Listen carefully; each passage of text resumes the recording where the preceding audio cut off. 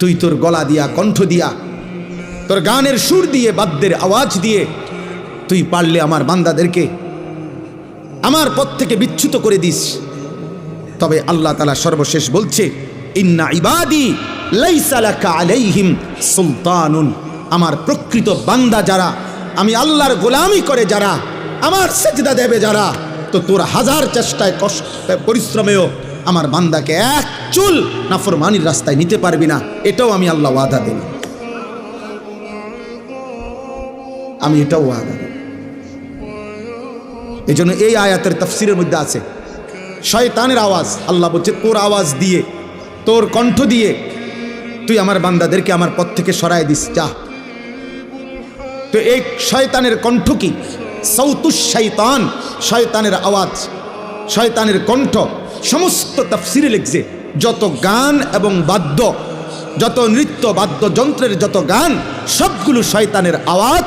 এজন্য বাদ্যযন্ত্র যারা শুনে, গান যারা শুনে, তারা শয়তানের অনুসারী এবং শয়তানের সাথী। নাউজুবিল্লাহ।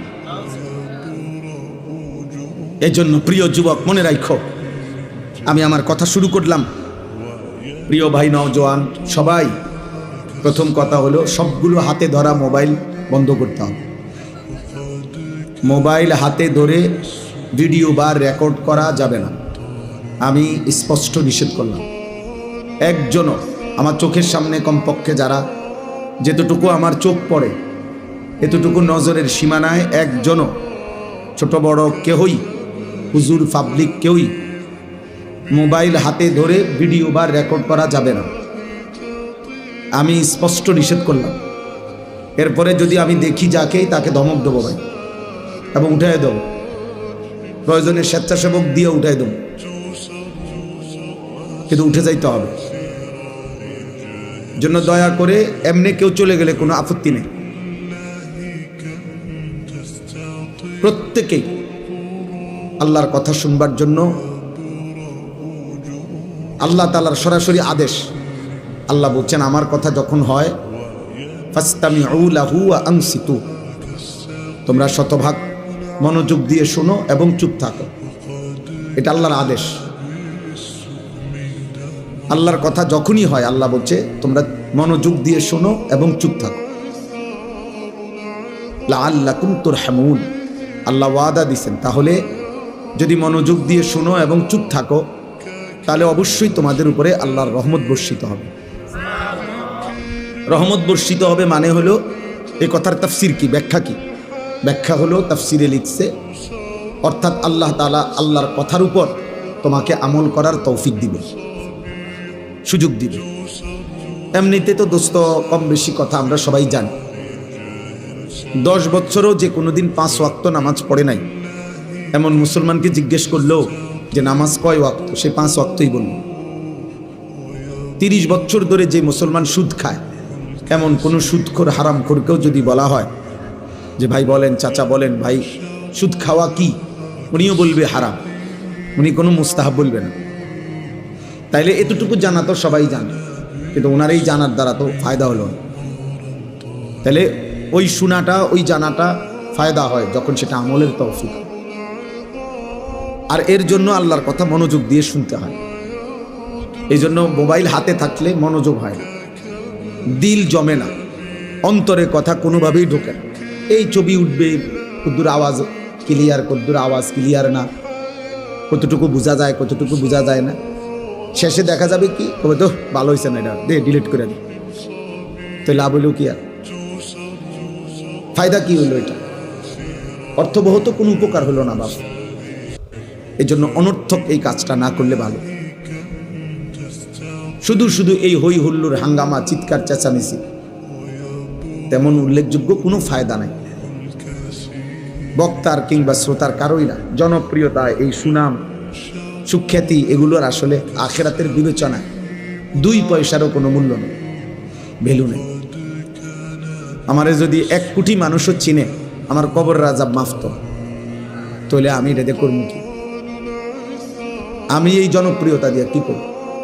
আমি তো কোনো প্রার্থী না, আমার তো কোনো মার্কা নাই, তো কোনো একটা নির্বাচনী জনসভা না যে যার যেমনে পারুক ছবি উঠাইলো, এটা করলো, এটা করলো, লাভ মারলো, ফাল মারলো, যে যেটা মন চায় এটা করলো। না ভাইয়া, এটা ঠিক না। আমার যদি 10 কোটি মানুষও চিনে, আপনাদের কারো কবর রাজাব মাফ করুন, তাহলে আপনাদের কি লাভ? আমারে চিনলে আপনার কি লাভ? চিনে আমারে না, ফাল মারে নামনে। মানুষ চিনে আমারে, লাফায় হে। তুমি লাফাও কিত্তা, আমারে না চিনে, আমি না লাফাবো। এই জন্য নওজোয়ান, আবেগ মানি যা তা করা, এটা দিন না, এটা ইসলাম না, এটা বিবেকের কাজ নয়, এটা শরীয়ত সম্মত কাজ। আমার মনে যা চায়, আমাদের মনে যা চায়, আমরা যুবক, আমরা যা ইচ্ছে করছি, যখন যেটা দেখছি ভাল লাগছে, আমাদের কাছে ভাল লাগছে না, এটার নাম দিন না, বা এটার নাম আখিরাত না। এজন্য প্রত্যেকের কাছে অনুরোধ করি, জায়গা না থাকলে তো আর বসার সুযোগ নাই, যদি জায়গা থাকে কমপক্ষে নিজের জুতার উপরে একসাথ কইরা দুইটা সেখানে হইলেও বসে, আল্লাহর কথা বসে শুনলে কলিজায় বসে, দিলে জমে, ফায়দা হয়। তামসা দেখার মধ্যে কিচ্ছু আসে যায় না। এ হুজুরের তামসা দেখে গেলাম, হ্যাঁ অনেকের তে শুনছি, অনেক হুজুরের ওয়াজ ফোলাইনে অনেক শুনে, আমিও এই জন্য আইলাম। তো কি এরপর আইলেন তো গেলেন গা, তো এরপরে কি হুজুরেরই কি আশ্রতারে হলো কি? এজন্য এটা কোনোভাবেই না, বরং আল্লাহর কথা শুনবার জন্য মনোযোগ জরুরি, আদব জরুরি, আদব জরুরি, বহুতই জরুরি। এজন্য নওজোয়ান ভাই যারা মাহফিলের ইন্তেজামের সাথে জড়িত, তাদেরকেও বলিবা, তোমরাও যাদের একান্ত কাজ নাই, তোমরাও বসে আল্লাহর কথা শোনো, ফায়দা হবে। শুধু শুধু এই হাঙ্গামা করার মধ্যে তেমন কিছু, মাথার ঘাম পায়ে পড়ছে এমন অনেক ছেলে হইতে পারে যে একবারে আজকে 3 দিন কোনো হুঁশ নাই, কিন্তু 3 দিনে এক ওয়াক্ত নামাজ পড়ে নাই। তোমার এই বেহুশি দ্বারা তেমন কোনো ফায়দা নেই। হয়তো খুব দৌড়াদৌড়ি করছে, কিন্তু মাগরিবের নামাজও পড়ে নাই, এশার নামাজও পড়ে নাই। এমন বদনসিব এরম আরো 1 লক্ষ বক্তা আসলে গেলে কিচ্ছু আসে যায় না, কিচ্ছু আসে যায় না। শ্রোতা 10 লাখ হইলেও আখেরাতে জমা হবে না কিছু তোমার নাম। তুমি তো নামাজই পড়ো না, তুমি তো সেজদাই দাও নাই, তুমি তো এশার নামাজই পড়ো নাই। তো তুমি আল্লাহর জন্য করছো এই কথার প্রমাণ তো এনেই হয়ে গেছে। যদি তুমি নামাজই না পড়ে থাকো, তো তুমি কিসের আল্লাহর জন্য করছো? কোন আল্লাহর জন্য? এই জন্য সুদা সাফটা কথা, প্রত্যেকে আয়োজক, ব্যবস্থাপক শুধু লাফাইলে হইতো না। আখেরাতে ফায়দা হচ্ছে কিনা, আখেরাতে জমা হচ্ছে কিনা সেটা দেখার বিষয়। ওয়ালতানজুর নাফসুম মা কদ্দামাত লিগাদ। আল্লাহ বলছেন, বান্দা মোমেন খুব খেয়াল করো, প্রত্যেকেই আজকের দুনিয়া থেকে, আজকের দিন থেকে আগামীকালকের আখেরাতের জন্য তুমি কি পাঠিয়েছো। মা কদ্দামাত লিগাদিন, এটা খেয়াল করো, হিসাব করো। হাসিবু ক্বাবলা আন তুহাসাবু। নবী সাল্লাল্লাহু আলাইহি সাল্লাম বলেন, তোমার হিসাব আল্লাহ নেওয়ার আগে তুমি নিজের হিসাব করে ফেলো, তুমি হিসাব করো। এজন্য আমি সাফ বললাম, ইন্তেজামের সাথে যারা জড়িত, যেই সমস্ত ছেলেদের বুকে স্বেচ্ছাসেবকের কার্ড, তোমাদের একজন সদস্য যদি আজকের এশার নামাজ পড়ে না থাকো, তুমি এখন গিয়া নামাজ পড়ো। আর নাই তো এই মাহফিলের দোয়া তোমার জন্য করে লাভ কি? মানুষ বাহাবা দিলে কিচ্ছুই তো না। মাহফিল একটা করাইলাম, কিছু লোক হইছে, মানুষে কব হ্যাঁ লোক হইছে, তার হ্যাঁ তো হইছে, কইছে তো, তারপরে আচ্ছা এটা কইলো আর কি, মানুষে কই দো হ্যাঁ তো লোক হয়েছে, তো এখন কি হয়েছে? এরপরে আপনারা মাথা তুলে আসবো নাকি? তাইলে লোক হয়েছে কইছে কি হয়েছে, এটা বুঝি এই কথাই কদ্দুরের জন্য আমি এত মেহনত করলাম যে মানুষে কইব লোক হয়েছে। এতটুকু কথার জন্য বুঝি আমার এই কষ্ট, আমাদের এই আয়োজন, কি বলেন এটার জন্য? হ্যাঁ, এর দ্বারা কি আসে যায়? এর দ্বারা আসে কি? এজন্য এটা জরুরি বুঝা, এটা খেয়াল করতে হবে। আমার আখিরাতে কি জমা হলো, আমার মালিকের কাছে কি জমা হলো। ইরতাহালাতিদ দুনিয়া মুদবিরা ওয়ারতাহালাতিল আখিরাতু মুকবিলা। নবীজি সাল্লাল্লাহু আলাইহি সাল্লাম বলেন, উম্মত, প্রতি মুহূর্তে দুনিয়া তোমার পিছনে যাচ্ছে, প্রতি মুহূর্তে আখিরাত তোমার সামনে আসছে। ফাকুনু আবনা আল আখিরা ওয়ালা তাকুনু আবনা আদ দুনিয়া। অতএব আমার উম্মত, তুমি আখিরাতের সন্তান হও, দুনিয়ার সন্তান হইও না। আল্লাহর নবী বলছেন, দুনিয়ার পরিচয় পরিচিত হইও না, দুনিয়ার এই পরিচয় থাক। দুনিয়া নিজেই যেহেতু থাকবে না, তো দুনিয়ার পরিচয়ও থাকবে না। ধোঁকা, এই জনপ্রিয়তা, সুনাম, সুখ্যাতি, এগুলো দুনিয়াবি নেতা যারা দুনিয়া কিছু করবে, দুনিয়ার রাজনীতি করবে, পদ পদবী, দুনিয়াবি বিভিন্ন কিছু অর্জন করতে চায়, তাদের জন্য হইতে পারে। কিন্তু আখিরাতের বিবেচনায় এই পদ পদবী, সুনাম, সুখ্যাতি, জনপ্রিয়তা, হুলুস্তুল, লাফালাফির কোনো মূল্য, কোনো মূল্য। আমি অনুরোধ করলে আবারও বলছি, প্রিয় ভাই নওজোয়ান, এশার নামাজ, ফজরের নামাজ, আজকের সারাদিনের এক ওয়াক্ত নামাজ পড়ো নাই, তোমার মতো ব্যক্তির ভালোবাসায় কোনো আলেমের কিচ্ছু আসে না। তুমি ভালোবাসলে কি আসবে যাবে, তোমার ভালোবাসা দিয়ে কি হবে? তুমি তো আল্লাহর দুশমন, তুমি তো নবী সাল্লাল্লাহু আলাইহি সাল্লামের দুশমন, আল্লাহর দুশমন। যার কপালে সিজদা নাই, তো সে তো রবের দুশমন, তো শয়তানের বন্ধু, শয়তানের সহচর। ইন্নামা ইয়াদউ হিজবাহু লিয়াকুনু মিন আসহাবিস সাঈর। আল্লাহ তাআলা কুরআনুল কারীমে স্পষ্ট বলছেন যে শয়তান তার দল বলকে ডাকে সকলকে নিয়ে যেন জাহান্নামী হয়, সকলকে নিয়ে যেন জাহান্নামী হতে পারে। তো শয়তান কোন দিন থেকে শয়তান?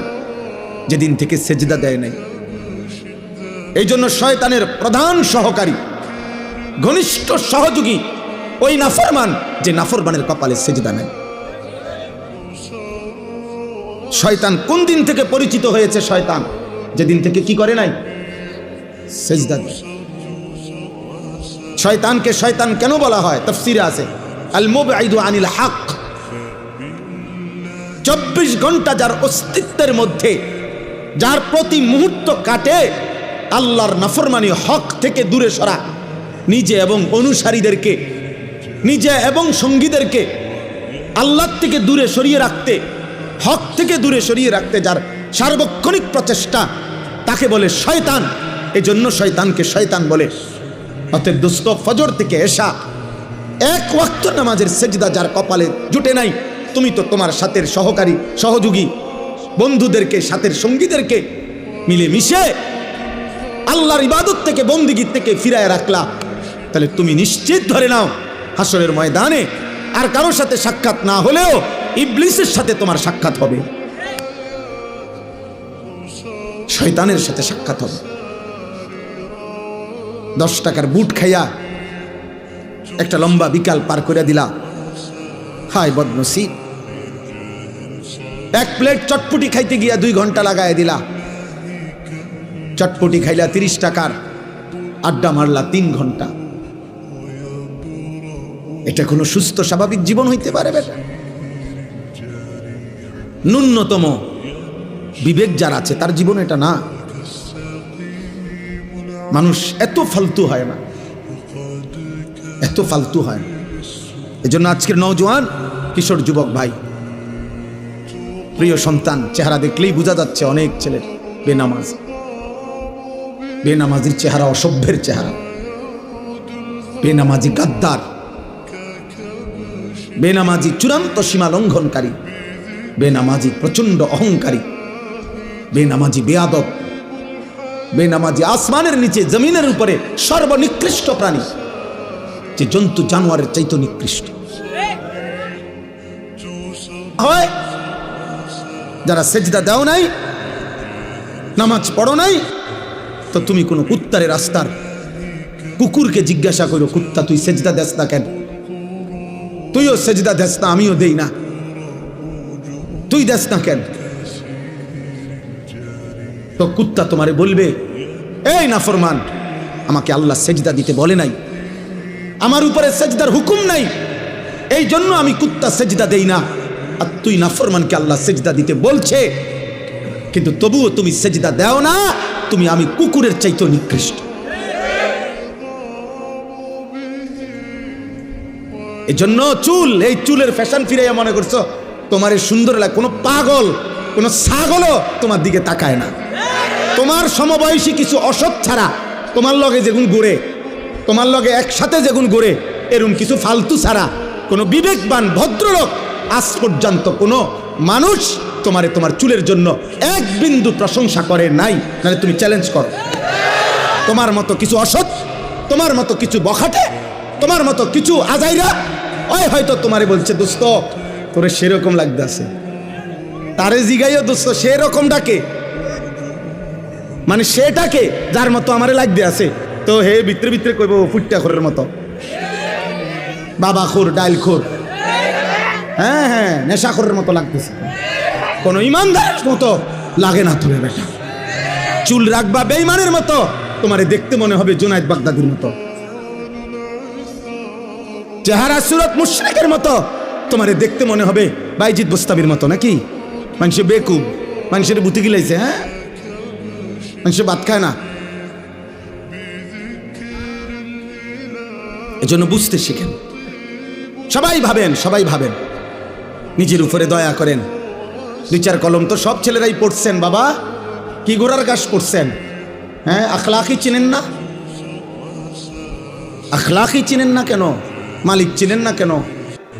রব যে চিনে না সে তো মূর্খ, সৃষ্টিকর্তা যে চিনে না সে তো মূর্খ। আল্লাহ তো বলছে জাহেল, আল্লাহ তো বলছে লা ইয়াকিলুন, তার আক্কল নাই, লা ইয়াফকাহুন, তার বুঝ নাই, লা ইয়ালামুন, তার কোনো জ্ঞান নাই। তো মূর্খ, যে মনিব চিনে না, যে বানানেওয়ালা চেনে না, যে সৃষ্টিকর্তা চেনে না, যে রব চেনে না, 24 ঘন্টা যিনি তাকে লালন করে, এমন মহান মেহেরবান রব যে চিনে না, খোদার কসম সে আহম্মকার বেউকুফ ছাড়া, মূর্খ ছাড়া আর কিচ্ছু না। 2-4 শব্দ এই যেগুলা পইরা মনে করছে অনেক ভাত খাইবা, এই ভাত মূর্খও খায়। তুমি তো মনে করছো কিছু পড়ালেখা কইরা মনে করছো বাড়ি গাড়ি করবা, দুনিয়া ভোগ করবা, তোমার চাইতে বেশি দুনিয়া। মূর্খ বকলম, নাম দস্তখত করতে জানে না, টিপসই দেয়। এরকম পৃথিবীতে কোটি কোটি মানুষ আছে, হাজার হাজার কোটি কোটি টাকার মালিক, যে টিপসই দেয়, যে নামও লিখতে জানে না। তো ওই দুনিয়া ভোগ করে কেমনে? ওই নেতাগিরি করে কেমনে? ওই বিল্ডিং করলো কেমনে? ওর টাইলস লাগাইলো কা? ওর ঘরের তো প্রত্যেক রুমে ফ্রিজ, এসি, ওই দিয়ে 1 কোটি টাকা দামের গাড়ি চড়ে। আমি তো দেখছি হেরে যে পিএইচডি হোল্ডার, তার অধীনে চাকরি করে, পিএইচডি ডিগ্রিধারী, ডক্টরের ডিগ্রিধারী, হেরে স্যার কয়। আমি নিজে নিশ্চিত জানি, আমার পরিচয় করে বলছে এবারটা স্যার কিতায় তার বাপ হয়েও বোঝে না, কিচ্ছু জানে না, ভাই কিচ্ছু জানে না, ভাই পুরা মূর্খ। কিন্তু বেচারার অধীনে শিক্ষিত, উচ্চ শিক্ষিত ব্যক্তি চাকরি করে, উনি বেতন দেয়, মূর্খ মিয়ায় বস। দুনিয়া মালিক যারে চায় তারে এমনি দেয়। হাতিকে আল্লাহ তাআলা প্রতিদিন, প্রাণীবিদ্যা গবেষকদের কথা হলো হাতি একদিনে 250 কেজি খাবার খায়। জঙ্গলের হাতি 250 কেজি, 90 লিটার পানি পান করে হাতি। তাহলে বলেন দুনিয়া হাতি বেশি ভোগ করে না? কথা বলেন না কেন? তাহলে একটা তিমি কমপক্ষে 200 জন সামর্থ্যবান পুরুষের সমপরিমাণ খাবার একবারে খায়। তাহলে দুনিয়া আমরা কোথায় বেশি ভোগ করলাম বলেন? কোথায় বেশি ভোগ করলাম? কোরআনুল কারীমের মধ্যে আছে, শয়তানকে আল্লাহ যেদিন বিতাড়িত করে দিছে, ইবলিসকে সেজদা না দেওয়ার কারণে, সে বলছিল আল্লাহ লা ইন আখারতানি ইলা ইয়াউমিল কিয়ামা, আপনার কসম আপনি যদি আমারে কিয়ামত পর্যন্ত হায়াত দেন, লা আহতানিকান্না যুররিয়াতাহু ইল্লা কালিলা, অল্প কিছু লোক বাদে আমি আদমের অধিকাংশ সন্তানকেই জাহান্নামী বানিয়ে দেব, নাফরমান বানিয়ে দেব। ক্বালা যহাব আল্লাহ ইবলিসকে বলছে, যা, ঠিক আছে, বাইর হ, যা। ফামান তাবিআকা মিনহুম ফাইন্না জাহান্নামা জাযাউকুম জাযাআম মাওফুরা। তো শুনে নিস, কিয়ামত পর্যন্ত যত লোক তুই ইবলিসের অনুসারী হবে, আমি আল্লাহ ঘোষণা দিলাম শতভাগ পরিপূর্ণ জাহান্নাম তোদের সকলকে দিয়ে পূর্ণ করে দেব। যা বলিস, বা বের হ। এরপরে আল্লাহ বললেন, ওয়াস্তাফজিজ মানিস্তাতা'তা মিনহুম বিসাউতিক। তুই তোর গলা দিয়া, কণ্ঠ দিয়া, তোর গানের সুর দিয়ে, বাদ্যের আওয়াজ দিয়ে তুই পারলে আমার বান্দাদেরকে আমার পথ থেকে বিচ্যুত করে দিস। তবে আল্লাহ তাআলা সর্বশেষ বলছে, ইন্না ইবাদি লাইসা লাকা আলাইহিম সুলতানুন। আমার প্রকৃত বান্দা যারা, আমি আল্লাহর গোলামি করে যারা, আমার সেজদা দেবে যারা, তো তোর হাজার চেষ্টায়, কষ্ট, পরিশ্রমেও আমার বান্দাকে এক চুল নাফরমানির রাস্তায় নিতে পারবি না। এটাও আমি আল্লাহ ওয়াদা দেব, আমি এটাও ওয়াদা দেব। এই জন্য এই আয়াতের তাফসীরের মধ্যে আছে শয়তানের আওয়াজ। আল্লাহ বলছে, তোর আওয়াজ দিয়ে, তোর কণ্ঠ দিয়ে তুই আমার বান্দাদেরকে আমার পথ থেকে সরায় দিস, যা। তো এই শয়তানের কণ্ঠ কি?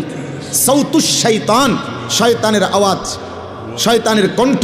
সমস্ত তাফসীরে লিখছে যত গান এবং বাদ্য, যত নৃত্য, বাদ্যযন্ত্রের যত গান, সবগুলো শয়তানের আওয়াজ।